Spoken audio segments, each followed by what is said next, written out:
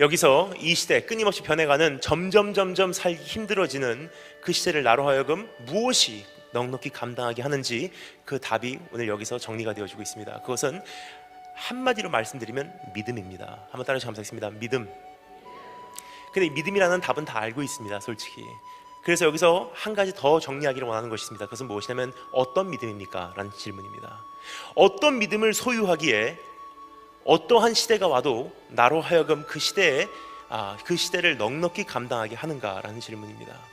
그 답은 여러분 오늘 이 말씀을 여는 한 키워드에 달려있다고 생각을 합니다. 그 키워드는 무엇이냐면 32절부터 35절 중반까지 이어져 있고 35절 중간부터 38절까지 또 한 세트의 예들이 이렇게 목록으로 기록이 되어 있습니다. 그리고 딱 중간에 한 단어가 사용되고 있습니다. 그 단어는 헬라어 원어로는 alos라는 단어예요.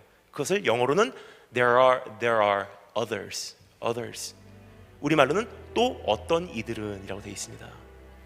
그 한 단어를 전후로 두 가지 면에 믿음이 정리되어 있지 않나 싶습니다. 즉 여기서 말하고 있는 것은 바로 이것입니다. 이 양면성의 믿음을 동시에 소유하지 않으면 그 믿음은 이 마지막 시대를 감당할 수 없게 된다는 것을 우리에게 정리해주고 있는 것입니다. 그것은 무엇이냐? 잠시 살펴보겠습니다.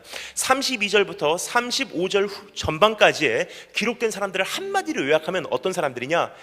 죽을 뻔했다가 산 사람들의 기록이에요.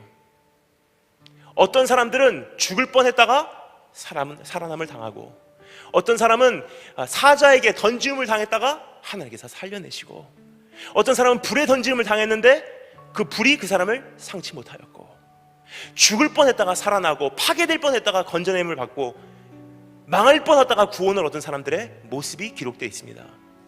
여러분 이것이 지금 구체적으로 지금 하나님께서 히브리서 작가가 우리에게 이렇게 목록을 정리해 주는 것 같습니다. 예를 들어서 불의 세력을 멸하기도 하며 라고 누구를 생각하죠? 불의 세력을 멸한 사람이 성경에 나옵니다. 누구죠? 다니엘의 세 친구죠. 사드락과 메삭과 아벳느고. 그렇죠? 사자들의 입을 막기도 하며 누구죠? 다니엘입니다. 사실상 죽을 뻔했다가 산 사람들의 기록이 지금 여기 기록되어 있는 기록입니다. 근데 그것은 어떤 것이 우리가 참 듣기 좋아하는 간증과 설교 내용이 아닌가 생각됩니다. 예를 들어서 어떤 분들이 이렇게 간증하세요. 참 듣기 좋아하고 우리에게는 참 큰 위로를 주는 그런 간증의 내용이 아닌가 생각됩니다. 예를 들어서 나는 죽을 뻔했습니다. 암을 가지고 있었습니다. 그래서 저는 사형 선고를 받고 한 달밖에 못 산다고 하는데 마지막 수단이라고 생각해서 저는 기도원으로 들어갔습니다. 하나님을 신뢰했습니다. 그리고 저는 기도했습니다. 기도하고 금식하다 보니 어느 날 제가 자는데 꿈을 꿨습니다. 근데 제 몸속에서 어떠한 구렁이가 나가더라고요. 그리고 그 다음날 아침에 일어나 보니 암세포가 다 죽어 있더라고요. 그러면 성도님들은 그런 간증 들으면 어떻게 하시죠? 아멘 그래요. 그리고 우리도 우리 삶 속에서 그러한 간증을 만들어내고자 하나님께 우리가 요구하기 시작한다는 것입니다. 그것이 어떻게 보면 보편적인 하나님의 도우심인 줄 우리가 이해하고 있지 않나 생각합니다. 하지만 여기서 주님께서 말씀하신 것은 바로 이러한 내용입니다. 그러한 단면적인 믿음으로는 이 시대에 감당할 수 없다는 거예요. 왜 그러냐? 주님께서 분명히 말씀하십니다. There are others. 또 어떤 이들은 똑같이 믿었는데 결과가 달랐다. 어떤 사람이죠? 정말 그 사람들도 주님을 신뢰하고 정말 주님을 믿었는데 결론은 그 구원하심을 경험하지 못했던 사람들이 반드시 있었다는 것입니다. 한 가지 예를 들겠습니다. 사도 베드로 첫 번째, 두 번째 중에서 어느 쪽에 속할까요? 첫 번째 목록입니다. 예를 들어서 사도 베드로 같은 경우는 정말 복음을 전하다가 잡혀갔어요. 잡혀가서 옥중에서 정말 기도하고 정말 주님께 부르짖었습니다. 그러니까 그 사도 베드로의 그 제자들도 베드로를 꺼내달라고 하나님께 믿음으로 외쳤습니다. 하나님께서 그 믿음의 기도를 들으시고 베드로를 꺼내주셨어요. 구원을 얻었습니다. 근데 분명한 것은 성경이 이렇게 말합니다.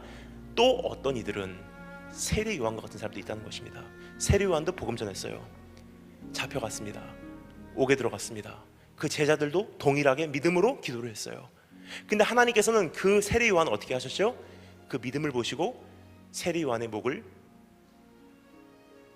자르시고 주님께서 데리고 가셨어요.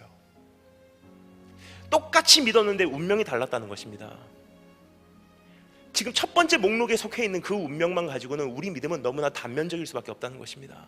그래서 주님께서 우리에게 정리하시는 것은 바로 이것입니다. 양면성의 믿음이 너희 안에 있지 않으면 이 시대를 너희가 넉넉히 감당하지 못하리라.